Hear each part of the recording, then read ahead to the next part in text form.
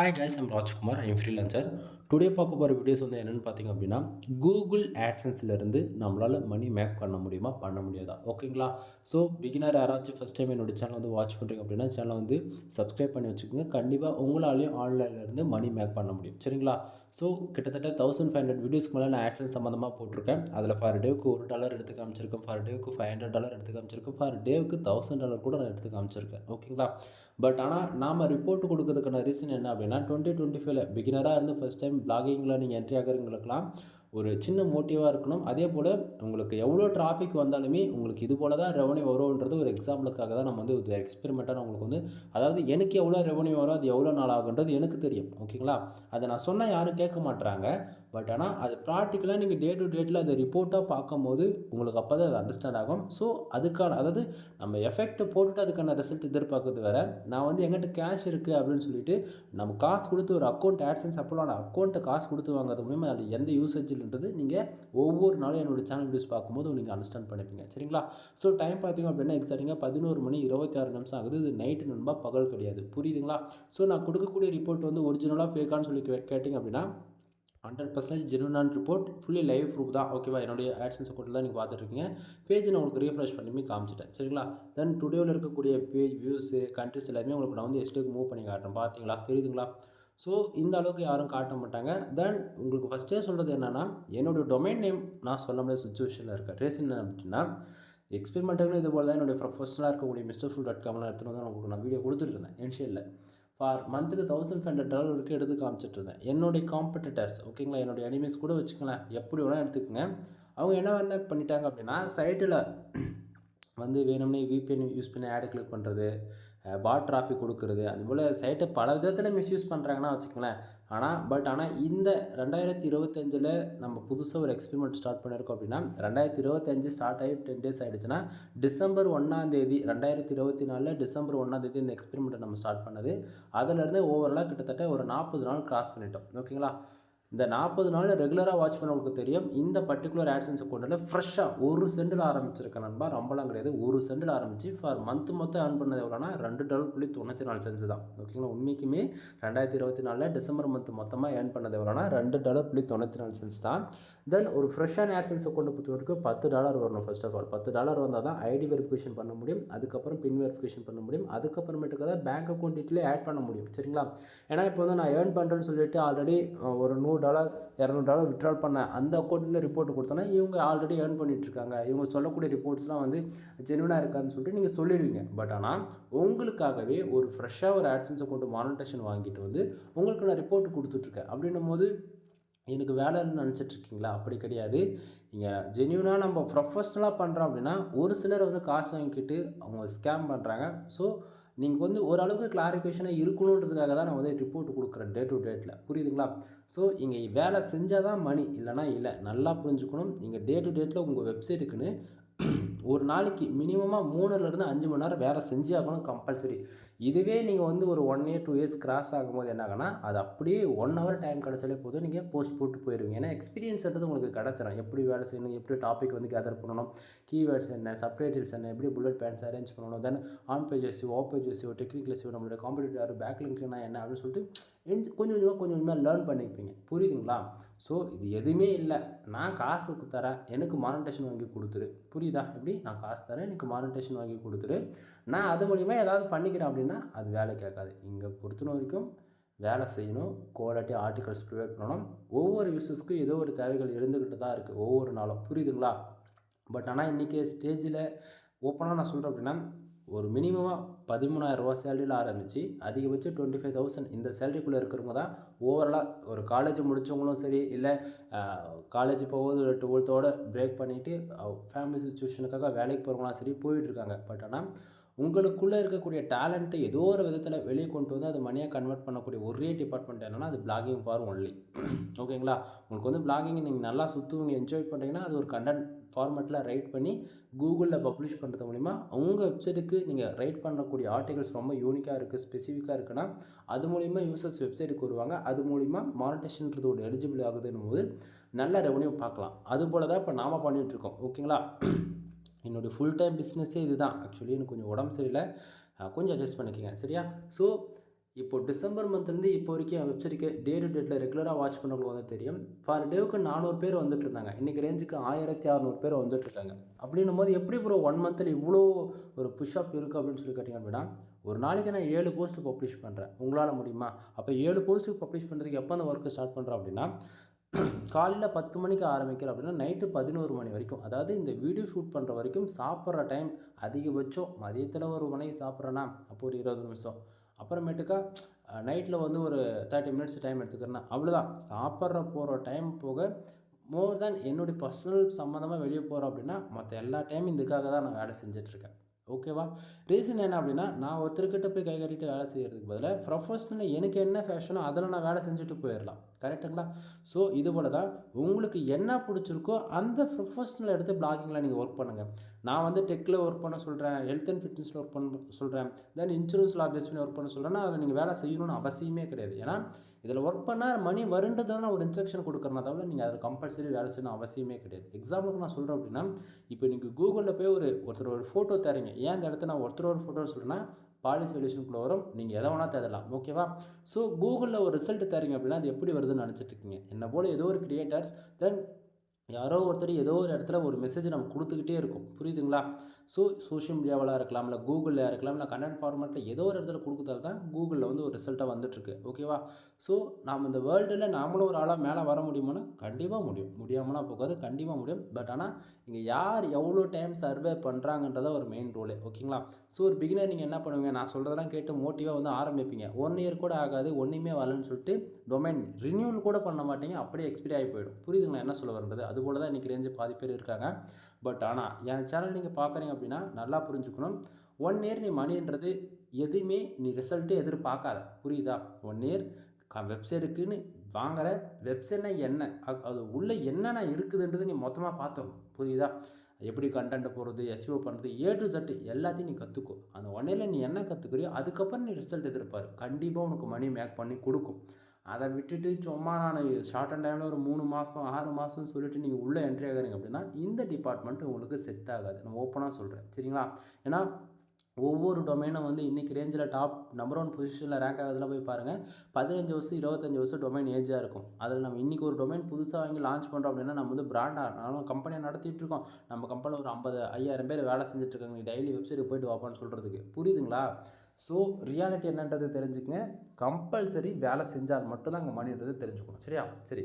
தென் இப்போ டாபிக் இப்போது மெயின் டாபிக்குள்ளே வந்துடலாம். இப்போது நமக்கு இன்றைக்கி ரெவன்யூ வந்ததுக்கு ரீசன் என்ன, தென் அது நம்ம எப்படிலாம் வந்திருக்குன்றதை பார்ப்போம். தென் டைம் 11:33 ஆகுது. நான் ஒன் மோர் பேஜ் வந்து உங்களுக்கு ரீஃப்ரெஷ் பண்ணி காட்டுறேன். ஏன்னா ரொம்ப நேரம் சிங்கிள் ஸ்க்ரீன்லேயே பேசிகிட்டு இருக்கு இல்லையா, அதனால். சரியா? சரி.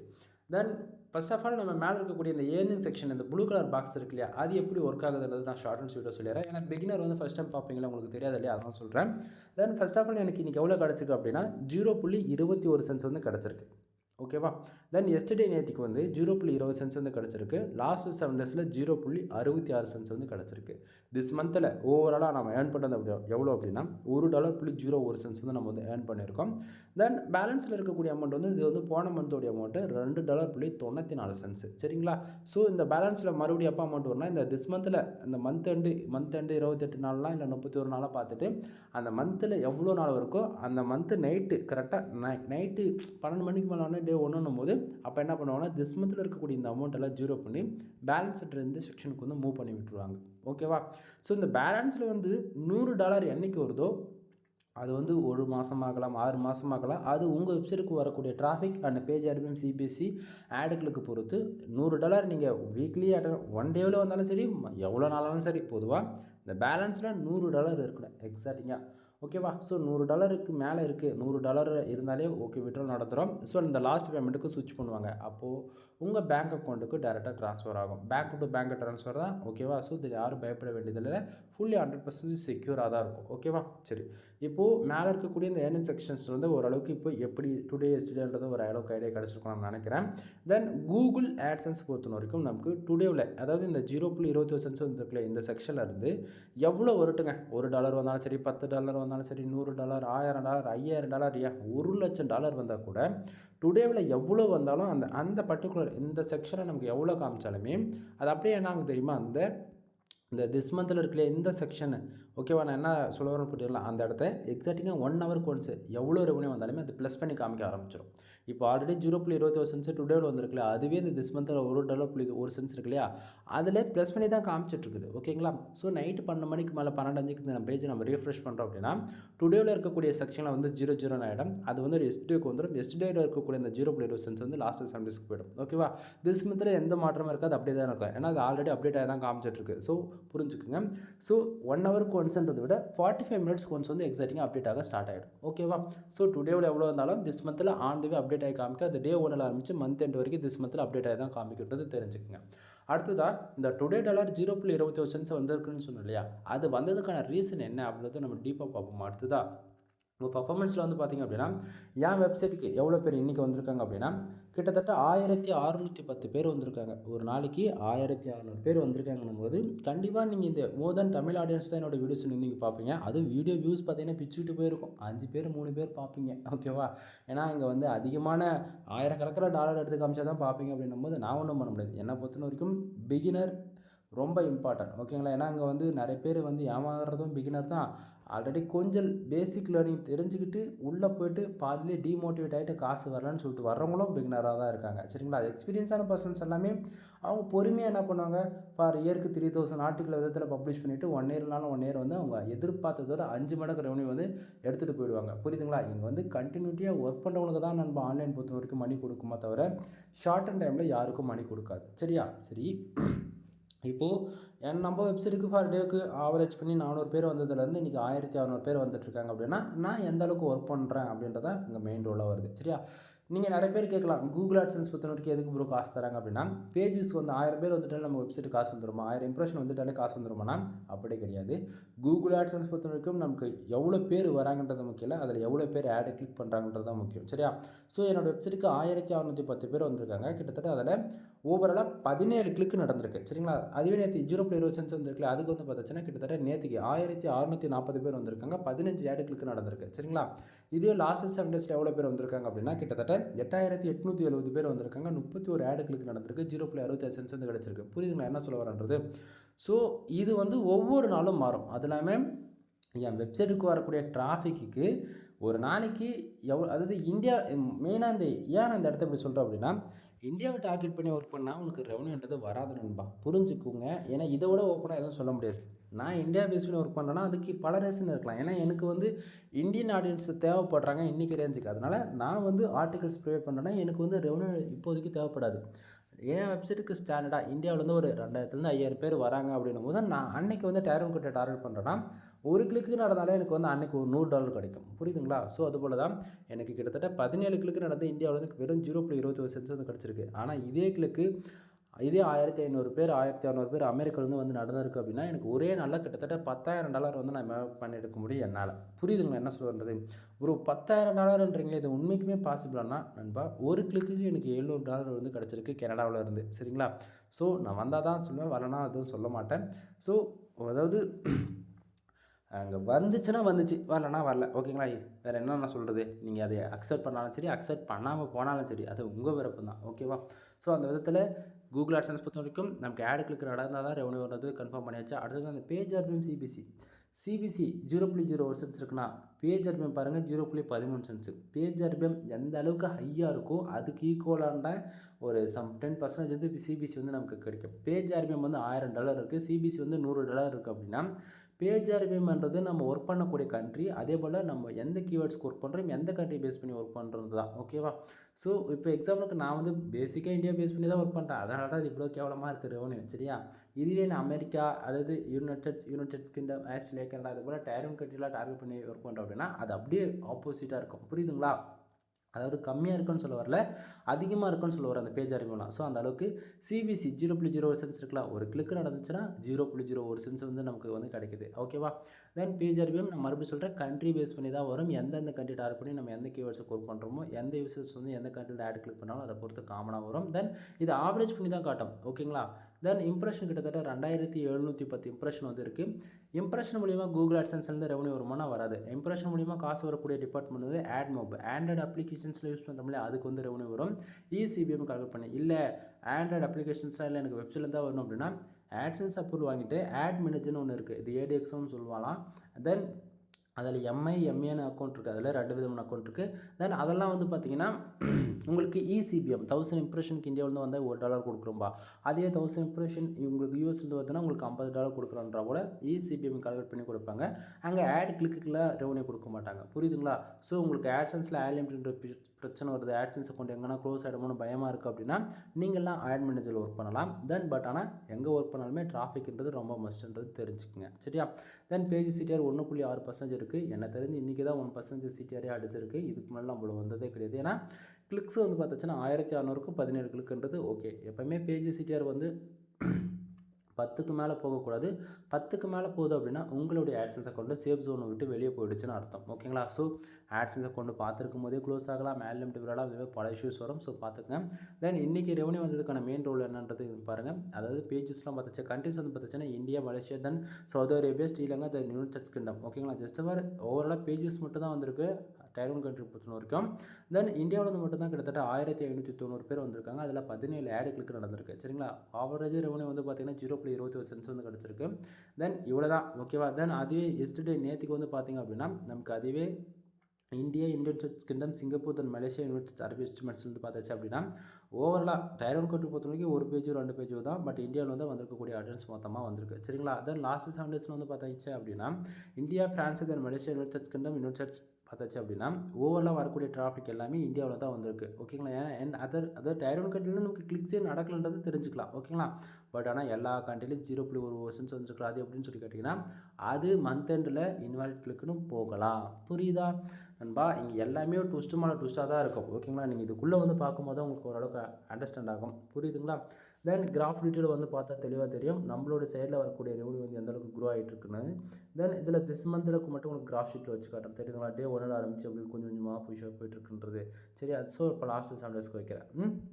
தென் India, France, Malaysia, United Kingdom வந்து பார்த்துச்சுன்னா ஆவரேஜாக இந்தியாவில் வந்து அந்த 60 சென்ட்ஸுமே வந்து கிடச்சிருக்கு. தென் நமக்கு வரக்கூடிய ஆடியன்ஸ் வந்து 90% டெஸ்க்டாப் ஆடியன்ஸ் தான், புரியுதுங்களா?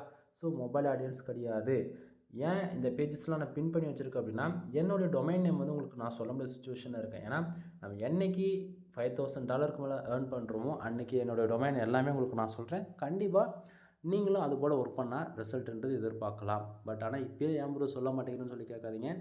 ஏன்னா நான் வந்து இந்த எக்ஸ்பெரிமெண்ட் நான் ஸ்டார்டிங்காக சொல்லிட்டேன். டொமைன் நேம் சொன்னேன் அப்படின்னா என்னுடைய காம்படிட்டர்ஸ் டொமைனில் போய் வேணும்னு ஆட் கிளிக் பண்ணி அக்கௌண்ட்டு க்ளோஸ் பண்ண விட்டுருவாங்க.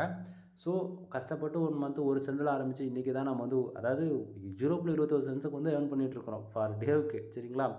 0.21 சென்ட்ஸு ஃபார் டேவுக்கு $200 ஆகலாம், அப்புறம் ஃபார் டேவுக்கு $2000 கூட வரலாம். பட் ஆனால் அந்த தகுந்தாப்புல நான் வேலை செய்யணும் அப்படின்னா டொமைன் நேம் சொல்லாமல் இருந்தால் மட்டும்தான் என்னால் இவ்வளோ லாங் டைம் கொண்டு போக முடியாது. நான் ஸ்டார்டிங்காக சொன்னேன் அப்படின்னா அக்கௌண்ட் எதனா ப்ராப்ளம் ஆகிடுச்சு அப்படின்னும் போது நம்ம மறுபடியும் புதுசாக ஆரம்பிக்கிறதா இருக்கும், புரியுதுங்களா என்ன சொல்லுறேன்றது? ஸோ புரிஞ்சுக்குங்க. நான் சொல்லக்கூடிய இன்ஃபர்மேஷன் இவ்வளோ தான். தென் வரப்போகிற நாட்களில் இன்னுமே டீட்டெயிலாக இந்த டெப்த்தாக நிறைய இன்ஃபர்மேஷன் பார்ப்போம். ரெவன்யூ இன்க்ரீஸ் ஆக நிறைய லூப் ஹோல்ஸுமே நான் வந்து பிரேக் பண்ணுவேன். பிரேக் பண்ணோன்னா இன்டெரக்டாக நிறைய மெசேஜஸ் சொல்லுவேன், நீங்கள் தான் அதை பிடிச்சிக்கணும்னா கேப்சர் பண்ணிக்கணும்னு சொல்ல வரேன், புரியுதுங்களா? தென் உங்களுக்கு கூகுள் ஆட்சன்ஸில் மானிட்டேஷன் வாங்கணும் அப்படின்னாலுமே நம்மக்கிட்ட சர்வீஸ் அவைலபிள் இருக்குது. வெப்சைட் சம்மந்தமாக A to Z எல்லா சர்வீஸ் இருக்குது. First of all content service available இருக்குது. உங்களுக்கு யாருக்காச்சும் ஆர்டிக்கல் வேணும்னா நீங்கள் 10-100 வாங்க வேண்டாம், ஒரே ஒரு ஆர்டிகல்ஸ் எங்கிட்ட தான் வாங்கி பாருங்கள். உங்களுக்கு 100% சாட்டிஸ்ஃபைடானா மட்டும் நீங்கள் ஃபர்தர் ஆர்டிகல்ஸ் வாங்க. ஆர்டிகல்ஸ்லேயே நம்ம வந்து ஆஃபர்ஸ் கொடுத்துட்ருக்கோம். நீங்கள் யாராச்சும் 10 ஆர்டிகல்ஸ் வாங்குறீங்க அப்படின்னா உங்களுக்கு general plus premium themes with life long கீயோட ஆக்டிவேஷன் கீயோட நான் ஃப்ரீயாக வந்து ஆக்டிவ் பண்ணி கொடுக்குறேன். அதுவே 30 ஆர்டிகல் வாங்குறீங்கன்னா general plus premium themes include 300 backlink do follow backlink ஃப்ரீயாக கொடுக்குறேன், சரியா? தென் நம்ம வெப்சைட் வந்து பில்டு பண்ணுறதுல 3 விதமான பேக்கேஜ் இருக்குது. $7000, $15000, $25000. ஒவ்வொரு பேக்கேஜில் ஒவ்வொரு பெனிஃபிட்ஸ் இருக்குது, சரிங்களா? காமனாக வரக்கூடியது 1 இயர்க்கான hosting domain, general plus premium themes வந்து ஃப்ரீயாக வந்து கிடைச்சிடும், சரிங்களா? ஸோ வெப்சைட் பில்டு பண்ண இன்ட்ரெஸ்ட் இருக்கிறவங்களும் நீட் இருக்கிறவங்க வந்து நீங்கள் கீழே டிஸ்கிரிப்ஷனில் கான்டாக்ட் நம்பர் கொடுத்துருக்கேன், கால் பண்ணி ஆர்டர் வந்து ப்ளேஸ் பண்ணிக்கோங்க. தென் வெப்சைட்டுக்கு வந்து டொமைன் அத்தாரிட்டி ஏற்றி கொடுத்துட்ருக்கோம், டொமைன் ரேட்டிங் வந்து பண்ணி கொடுத்துட்ருக்கோம். தென் இது பக்கம் பேக்லிங்க் சர்வீஸ் வந்து அவைலபிள் இருக்குது. ஜென்ரல் ப்ளஸ் ப்ரீமியம் டிப்ஸ் வந்து சிங்கிள் வெப்சைட்டுக்கு கீ ஆக்டிவேட் பண்ணால் ஜஸ்ட் 2000 வந்து நம்ம சார்ஜ் பண்ணிகிட்ருக்கோம். நண்பா சொல்லிக்கிட்டே போகலாம், ஓகேங்களா? ஸோ உங்களுக்கு எஸ்இஓ கிளாஸ் வேணும், இல்லை கன்னட சர்வீஸ் வேணும், இல்லை வெப்சைட்டுக்கு எதனா வந்து சைடு கஸ்டமைஸ் பண்ணி கொடுக்கணும், இல்லை பேக் அதாவது நிறைய இருக்குது. இது ஒரு டாபிக் எடுத்து ஒரு 30-40 புல்லட் பாயிண்ட் போட்டுக்கிட்டே போகலாம். அவ்வளோ டாபிக்ஸ் இருக்குது வெப்சைட் சம்மந்தமாக நீங்கள் கற்றுக்கணும் அப்படின்னா. ஸோ உங்களுக்கு என்ன சர்வீஸ் என்ன நீடோ அதுக்கு தகுந்த போல் உங்களுக்கு என்ன டவுட் இருந்தாலும் சரி, இல்லை சர்வீஸ் வேணாலும் சரி கால் பண்ணி கன்சல்ட் பண்ணுங்கள். முக்கியமாக லேடிஸ் யாராச்சும் வந்து பார்க்குறீங்க அப்படின்னா உங்களுக்கு உள்ளே வரதுக்கு ரொம்ப நர்வஸாக இருக்குது அப்படின்னா, நீங்கள் நர்வஸ் ஆகிறதுக்கு ஒன்றுமே கிடையாது. ஏதாவது தெரியலனா தான் கஷ்டம். அதை பற்றி ஒரு பேசிக் ஸ்கில்லை தெரிஞ்சுக்கிட்டு இது நமக்கு செட் ஆகுமா ஆகாதான்றது அதுக்கப்புறம் உள்ள என்ட்ரி ஆகணும் அப்படின்னு நீங்கள் கால் பண்ணி பேசினா உங்களுக்கு நானே சொல்லிவிடுவேன் எல்லாத்தையும். சரிங்களா? எனவே வீடியோ முடிக்கிறதுக்கு முன்னாடி ஒன் உங்களுக்கு ஃபைனலாக ஒரு டைம் பேஜ் வந்து ரீஃப்ரெஷ் பண்ணி காட்டுறேன். ஸோ இப்போயுமே உங்களுக்கு வந்து ஓரளவுக்கு ஐடியா இருக்குன்னு நான் நினைக்கிறேன். சரிங்களா? தென் 0.22 சென்ட்ஸ், அதாவது 0.021 இருந்த இடத்த 0.022 சென்ட்ஸ் வந்திருக்கு. கிட்டத்தட்ட அதாவது 1 சென்ட் எச்சா இருக்குது. புரியுதுங்களா என்ன சொல்ல வர்றது? ஏன்னா நான் அப்பயே சொன்னேன், கூகுள் ஆட்சன்ஸ் பொறுத்த வரைக்கும் எக்ஸாக்டிங்காக 45 மினிட்ஸ்க்கு வந்து அப்டேட் ஆகும்னு சொல்லிட்டு. ஸோ நம்ம வீடியோ ஸ்டார்ட் பண்ணதுக்கு இப்போவுமே ஓரளவு 20 மினிட்ஸ்க்கு மேலே ஆகிடுச்சு. புரியுதுங்களா? தென் அதனால தான் நமக்கு 1 சென்ட் அந்தமாரி கொஞ்சம் கொஞ்சம் முன்ன பின்ன அப்டேட் ஆகுது. இதுவே 12 மணிக்கு இன்னுமே அக்யூரஸியான ஒரு ரிப்போர்ட் வந்து நமக்கு கிடைக்கும். அவ்வளோ டைம் என்னால் முடிச்சுட்டு இருக்க முடியாது. ஏன்னா ஒவ்வொரு நாள் நைட்டும் அன் டைமில் வந்து வீடியோ ஷூட் பண்ணுறது வந்து எனக்கு ரொம்பவே ஹெல்த் இஷ்யூஸ் ஆகுது. சீரியஸாக சொல்கிறேன், என்னால் ஒன்றுமே முடியல. அதனால தான் கொஞ்சம், ஏன்னா வந்து ஸ்டார்டிங் வந்து 1 மந்தில் வந்து உங்களுக்கே தெரியும், ஒவ்வொரு நாள் ரிப்போர்ட் வந்து டுடே வந்து அமௌண்ட் எஸ்டேக்கு மூவ் ஆகுதுலாம் லைவ் ரிப்போர்ட் தான் கொடுத்துட்ருக்கேன். 12 மணின்னும் போது என்னால் ரொம்ப முடியல, சீரியஸாக சொல்ல போனால். சரிங்களா? அதனால தான் நம்ம வந்து கொஞ்சம் முன்ன பின்ன வீடியோ வந்து இப்போதைக்கு எடுத்து கொடுத்துட்ருக்கோம்.